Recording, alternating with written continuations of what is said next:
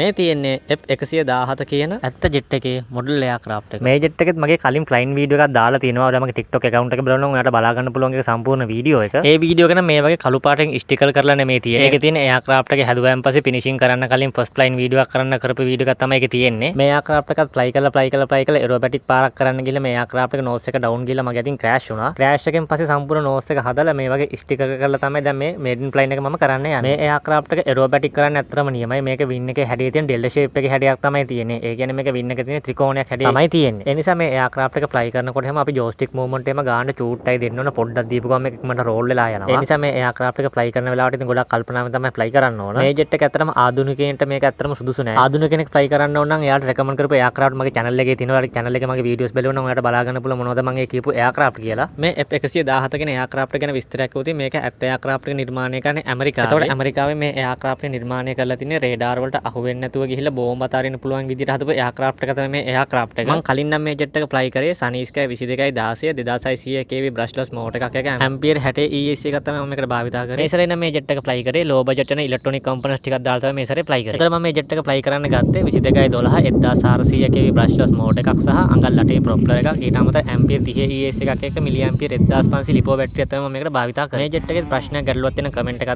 දාන හැම එකටම උත්තර දෙනවා. ඊට අමතරව ඔයාලා YouTube එකට ගියා නම් RC Craftman කියලා YouTube channel එක search කරලා බලන එක මගේ channel එක. ඔයාලා channel එක subscribe කරලා තියාගන්න. ඔයාලට ඉස්සරහට වැදගත් වෙන videos මේ channel එක හරහා බලා ගන්න පුළුවන්. හරි එහෙනම් මේ වගේ තවත් ලස්සන වීඩියෝකින් අපි ඉස්සරහට හමු වෙමු.